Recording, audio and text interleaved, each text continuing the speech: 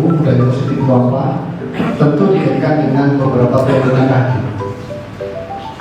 Di teman-teman tadi, bahwa semua warga sekolah harus dapat mewujudkan budaya positif.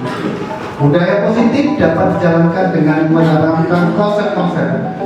Ada 6 yang akan kita bahas hari ini. Baik, kita mulai dari yang pertama. Disiplin positif. Disiplin positif. Bapak Ibu, disiplin itu apa? Ada yang katakan disiplin itu apa? Jangan. Oh, hobi aja nih. Menjalankan kewajiban sesuai dengan aturan yang sudah ditentukan dan disepakati. Baik. Menjalankan kewajiban sesuai dengan aturan yang sudah disepakati. Kalau tidak menjalankan, berarti tidak disiplin. Kira-kira kalau tidak menjalankan dapat hukuman? Ada sanksi. Bapak Ibu, cara penerapan disiplin yang mengajarkan anak bertanggung jawab dan menumbuhkan kesadaran diri berdasarkan nilai-nilai kesadaran. Yang dimaksud dari poin ini berikutnya, bahwa menurut KHD disiplin harus berasal dari disiplin diri. Sebesar apapun kita membuat aturan, tapi kalau tidak dari internal, motivasi intrinsik, tidak bisa. Jadi harus berangkat dari disiplin diri, yang itu harus sekuat tenaga yang kita lakukan sendiri.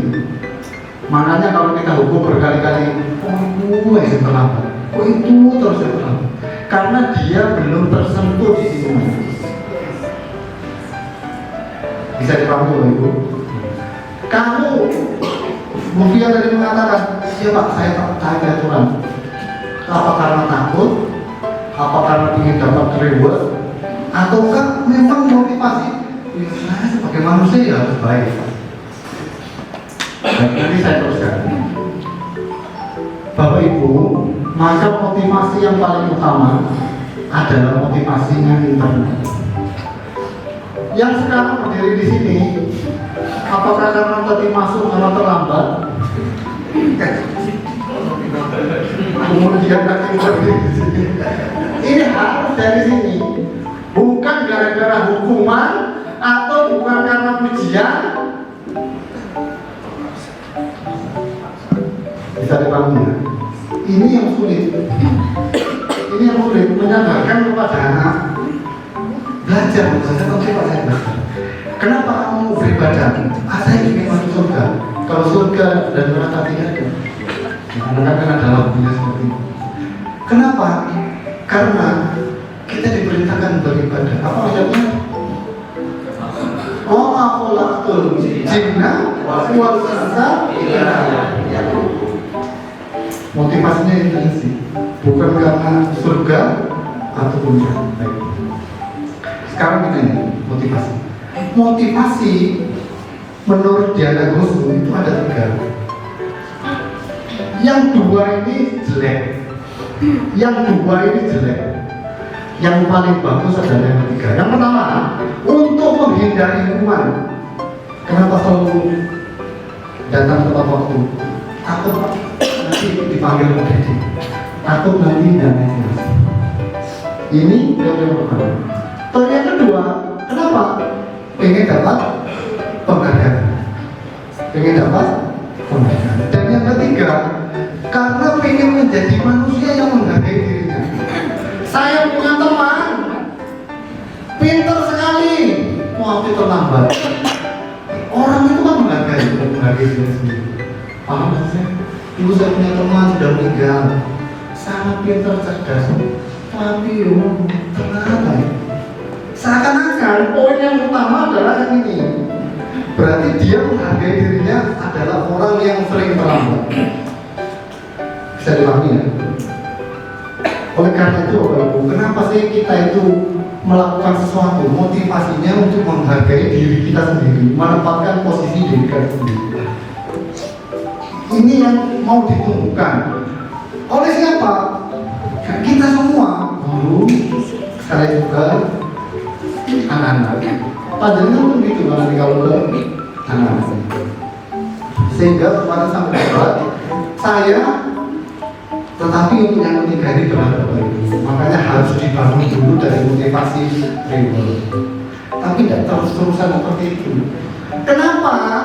Karena kalau orang kena reward terus, yang lainnya aku pasti gantung wis. Pak, gini selalu cemburu kepada rumput tetangga. Karena rumput tetangganya mendapatkan apa? Reward. Paham ya? Di kelas guru sebenarnya yang lebih baik tidak memberikan reward. Kenapa? Karena di situ pasti ada yang bahagia, ada yang tidak bahagia. Saya coba amati tadi. Terakhir Pak Beb diumumkan tadi Pak sempat foto-foto terakhir dapat kulkas 24 pintu. Oh, pada ngeluari dari lantai 2. Ngeluari tugas-tugas. Udah habis, udah 10 akhirnya dikasih. Kemudian yang tidak dapat itu kupon banyak berbuat itu. Paham saya? Reward ada yang bahagia, ada yang tidak bahagia. Tadi itu ada yang bahagia lari untuk mendapatkan kulkas 24 pintu, ada yang tadi tidak bahagia. Udah dikumpulkan semua kupon dari teman-teman, udah dibanting, udah dikuang lapangan, ya udah dikuang. Oleh karena itu, keberhasilan seorang guru terletak di poin ini. Panjenengan motivasi anak-anak panjenengan, siswa-siswa panjenengan kalau sudah dasarnya dari dalam beres. Kayaknya tugas guru sudah beres. Kalau sudah mencapai ini, bisa dipahami ya? Ini yang sulit, tetapi harus terus diusahakan. Anak-anak kalau nggak dikasih reward, tidak semangat. Kalau langsung muncul dan kesadaran juga sadar, maka dari itu harus ya naik turun kita formulasi memang susah ini. Baik, nah Bapak Ibu, di budaya positif ini kita tidak boleh ngomongkan peraturan. Saya ulang lagi, tidak boleh ngomongkan tata tertib. Yang ada kesepakatan. Itu yang akan menjadi keyakinan kurang, kesepakatan. Contoh misalnya hari ini, pada ini mau diseminasi, Bapak Ibu kemarin kesepakatan. Yang pertama, harus saling menghargai. Yang kedua, apa lagi Bapak Ibu kira-kira? Sampai dua. Yang ketiga, apa lagi Bapak Ibu? Apa lagi? Tidak boleh main HP. Berikutnya apa lagi? Biarkan itu muncul dari mana? Karena sendiri. Itu yang menjadi keyakinan. Harapannya seperti itu. Teorinya memang sangat humanis. Nah, ini menjadi kesepakatan antara guru dan guru. Berikutnya Bapak Ibu, ini yang sudah dari Hong Kong, ini yang masih ada di jalan pulang. Keyakinan kelas atau sekolah berupa pernyataan-pernyataan universal yang mudah diingat. Yang mudah diingat, tidak usah panjang-panjang. Jangan terlambat. Tidak boleh memperkeras. Nah, contohnya ini. Nah, coba kita baca. Budayakan 5S. Jagalah kebersihan. Tolonglah teman. Semangatlah belajar. Ini harus didata oleh teman-teman wali kelas maupun guru juga. Munculnya dari anak, bukan muncul dari kita. Bisa dibangun. Itu harus dibangunkan muncul dari kita. Bapak Ibu, kebutuhan dasar manusia kira-kira menurut William Glasser ini sedang apa ini? Kebutuhan apa ini? Nah, itu bersenang. Ada tiga. Jadi, apa kaitannya Pak Dedi? Apa kaitannya yang tadi dengan yang ini? Sekarang, apa kaitannya yang tadi dengan yang ini? Bahwa anak-anak setiap melakukan tindakan pasti punya tujuan. Dan tujuannya itu untuk memenuhi kebutuhannya. untuk memenuhi kebutuhannya. Misalnya, kenapa tidur? Kenapa tidur siang ini? Kenapa tidur di kelas? Ada kemungkinan anak-anak itu memang belum tidur. Memang belum tidur bisa jadi. Jadi setiap ada kegiatan itu menurut teorinya bahwa mereka pasti punya alasan. Mereka pasti punya alasan. Nah, nanti akan kita bahas. Nah, ini yang saya senang Bapak Ibu ya. Kalau ada siswa melanggar, itu ada 5 posisi kita. Yang pertama penghukum. Kira-kira apa kalau posisi penghukum? Apa kira-kira? Tidak bisa menerima sedikit kesalahan, misalkan ada perilaku yang undisipliner, langsung ada hukuman untuk menegakkan disiplin tadi yang dipilih adalah cara itu. Cek, tadi sempat saya lihat Pak Dedi, anaknya naik beca Pak Dedi, push up. Siap udah, push up. Sempat ada yang bangun. Itu posisi penghukum. Anak ini dari tadi saya berangkat sudah pengen mau naik beca, Kamu saya nggak mau kasih apa beca. Dia ingin berbagi. Jangan setelah itu ada orang meninggal di sana itu. Makan uang ya. Naik beca itu bukan karena dia butuh becanya, berbaginya. Paham ya? Ada yang gitu, tapi ada yang beling juga ada. Bapak Ibu guru pun sama ya. Saya berharap Bapak Ibu guru saya pantau siapa yang terkecil. Kemana sebentar Pak kacakin. Setelah saya berlakukan 1 jam Bapak Ibu, pada waktunya boleh keluar usah saya. Tidak apa-apa. Yang penting Bapak Ibu bahagia. Bisa keluar kecakin balik lagi. Ada jejak aja. Terus masuk kelas jangan sampai terlambat.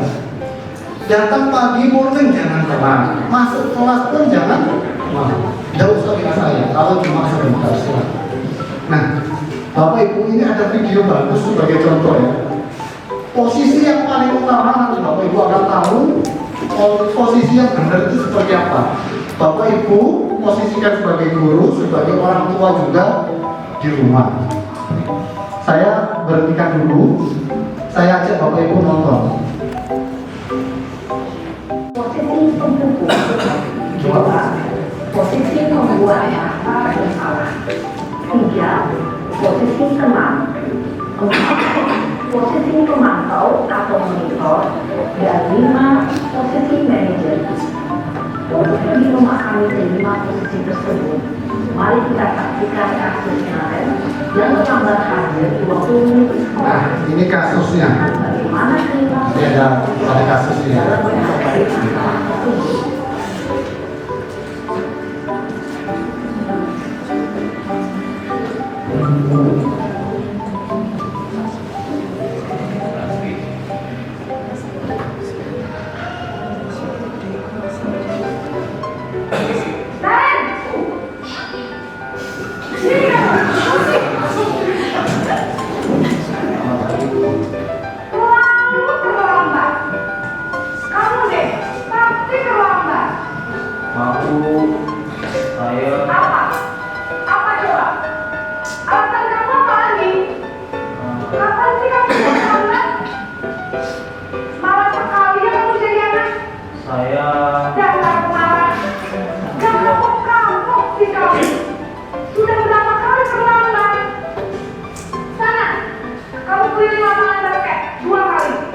Kenapa saya harus ke lapangan basket, Bu?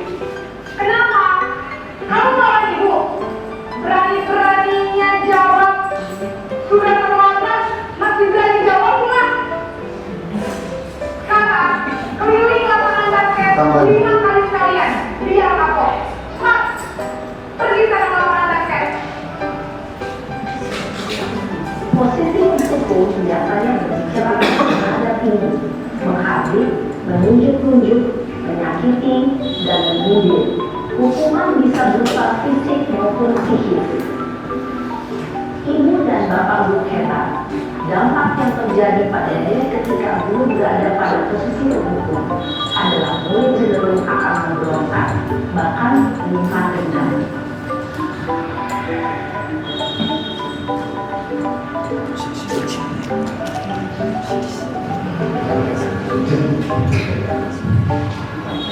Tanpa kita sadari, posisi satu sering kita lakukan. Makanya untuk rasa bersalah saya juga, tolong kesiswaan didampingi BK ketika ada di depan. Karena kita besok boarding ya, mungkin sekarang posisi yang kedua.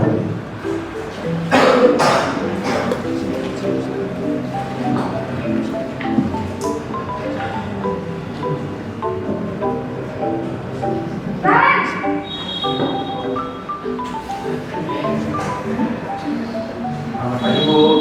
Naren, kamu kenapa terlambat lagi, nak? Ya Tuhan, Naren, kamu senang ya bikin ibu saya? Kalau kamu terlambat lagi, nanti ibu yang bertemu bapak orang sekolah, nak. Disangka ibu tidak bisa membina kamu. Aduh, gimana ini?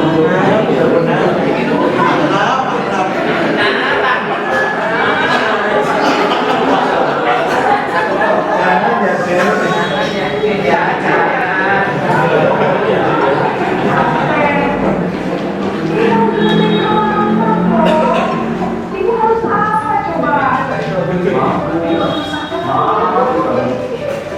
Ya sudah, lain kali jangan kirim buka lagi ya nak ya. Ibu tidak akan dapat lagi kalau begini terus. Bisa jatuh lagi.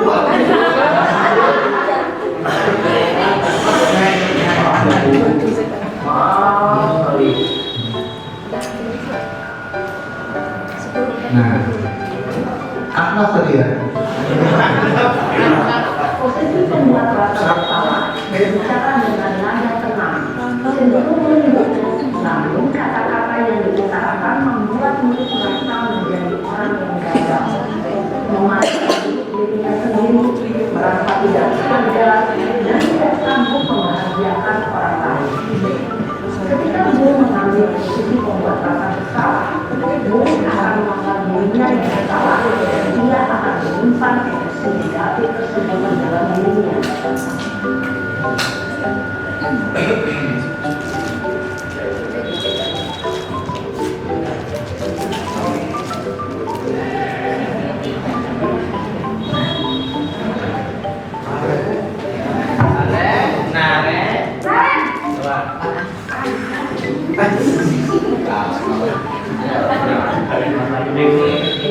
Wah, sudah jam berapa ini, nak?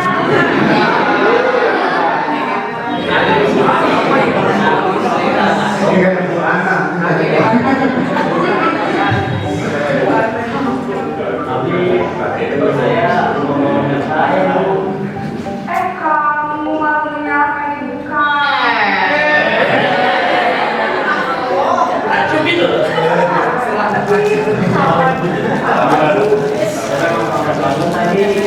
Jadi jangan cari setelah kita ketimnya, Bu. Yang sudah sana ngambil gila itu hal gila. Tidak terlambat lagi. Bisa kan? Bisa lah, Bu. Yang sudah sekarang sekolah ibaratnya bisa lakukan kamu ini ada-ada saja. Guru sahabat siswa, teman siswa ya. Sampai di mana presensi dari guru. Gak baik juga terlalu tahun kayak gini.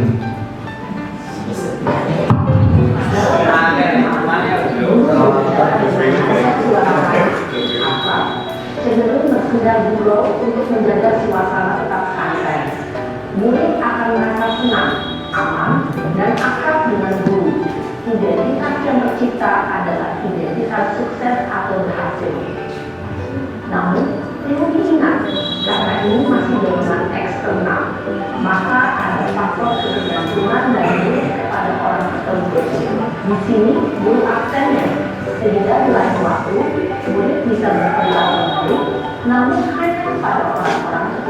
saja.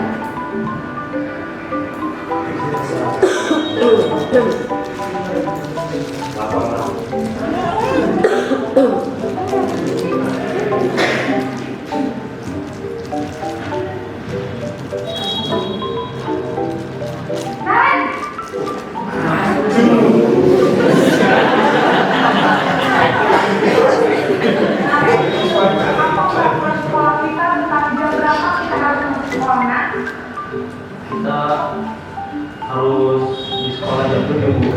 Iya betul, sekarang sudah jam 7.20. Kalian sudah tahu konsekuensinya jika terlambat hadir. Paham, Bu? Saya harus tinggal kelas pas jam istirahat selama 20 menit. Iya benar, konsekuensinya demikian. Jadi nanti jam 9.30 pas istirahat, kamu harus tinggal di kelas, kerjakan tugas tambahan untuk ketertinggalan kamu, ya. Baik, Bu. Posisi pemantau mengandalkan penghitungan atau data untuk mengontrol murid.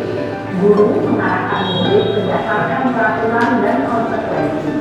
Seorang pemantau menunjukkan bahasa tubuh dan ekspresi wajah yang datar dan cenderung formal.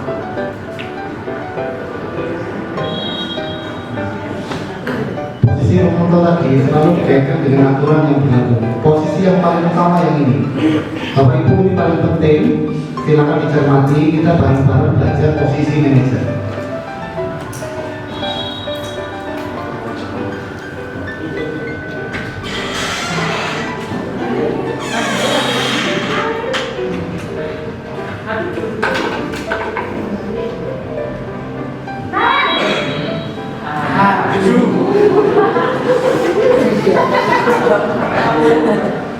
Selamat pagi, Nare.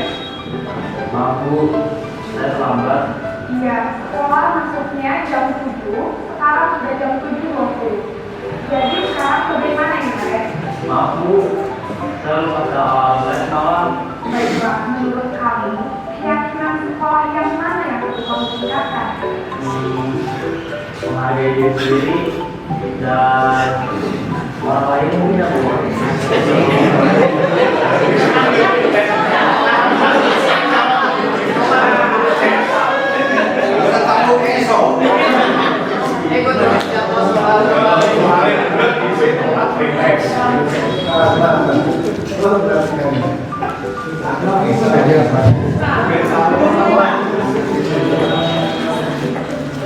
Saya akan coba untuk tidak lupa menyandang alarm saya, Bu. Baik, kalau orang yang kamu teraham di rumah, ada orang yang kira-kira bisa bantu mengingatkan tidak? Ada, Bu. Kakak saya, Kak Emma. Ada lagi selain Kak Emma? Selain Kak Emma, ada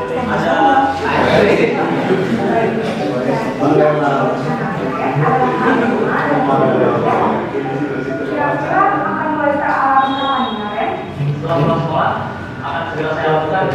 Baik, jadi Karen akan setel alarm untuk bangun besok pagi dan akan diingatkan oleh kakak dan ibu dan ayah. Ada tidak tidak program Karen agar tidak terlambat bangun lagi. Tidak ada, Bu. Baik, Karen. Terima kasih untuk kerjasama kamu. Sekarang kamu perlu kembali ke kelas untuk belajar. Ya, Bu. Terima kasih. Posisi manajer adalah posisi kontrol yang disarankan untuk memimpin murid itu dengan risiko yang positif, yaitu murid yang mandiri, bertanggung jawab, dan dapat mengerjakan hal. Tujuan dari posisi ini adalah agar murid dapat berekspresi akan dicapai. Guru akan bertanggung memberikan kepada murid yang semangat, tujuan sebagai murid dapat belajar dari kesalahannya dan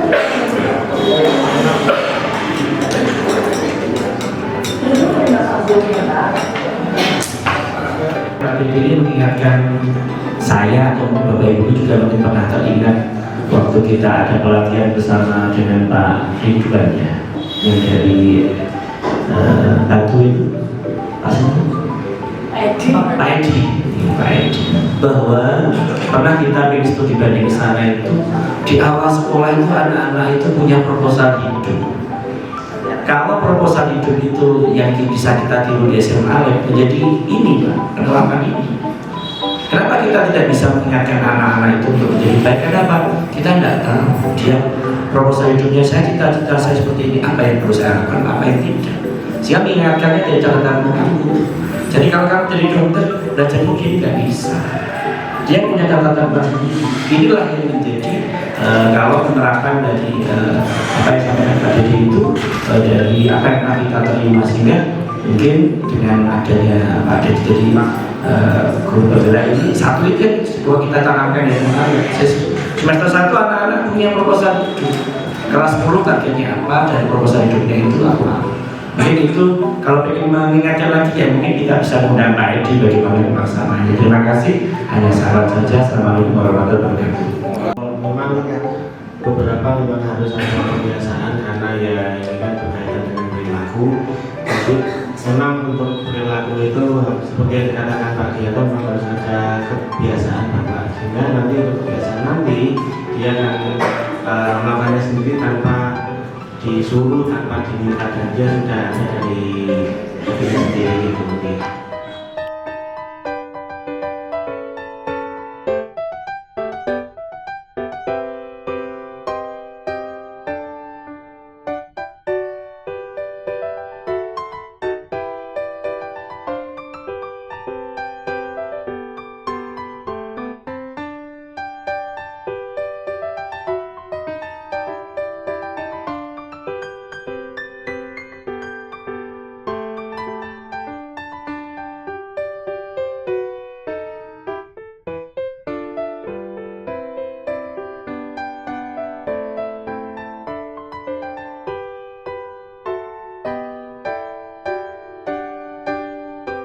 Assalamualaikum warahmatullahi wabarakatuh.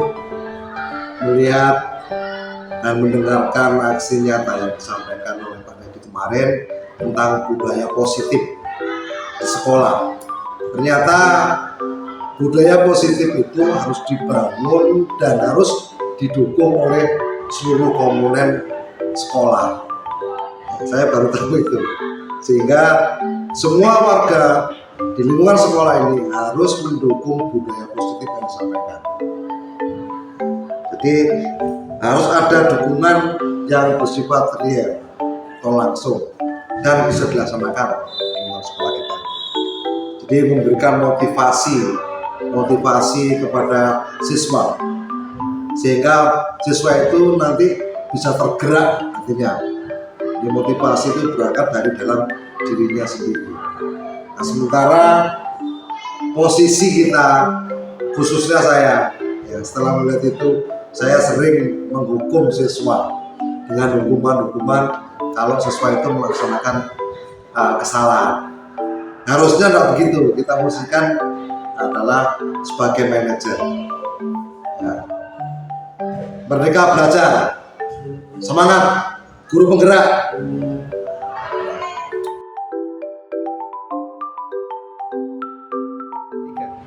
Jadi setelah saya berbicara dengan Pak Dedi, saya jadi tahu bahwa manusia tidak luput dari kesalahan dan pasti ada kesempatan untuk berubah. Buat kedepannya, saya harus lebih bertanggung jawab menjadi siswa dengan mulai rajin mengumpulkan tugas tepat waktu, rajin tepat masuk sekolah, dan saya harus lebih bertanggung jawab. Karena kalau tugas saya sebagai siswa belum tuntas, saya tidak bisa memimpin negara sebagai diplomat. Saya juga harus lebih bertanggung jawab untuk kegiatan saya di luar sekolah, menjadi atlet dan sekaligus mengejar cita-cita saya. Sekian, terima kasih kepada Pak Dedi telah memberi saya motivasi.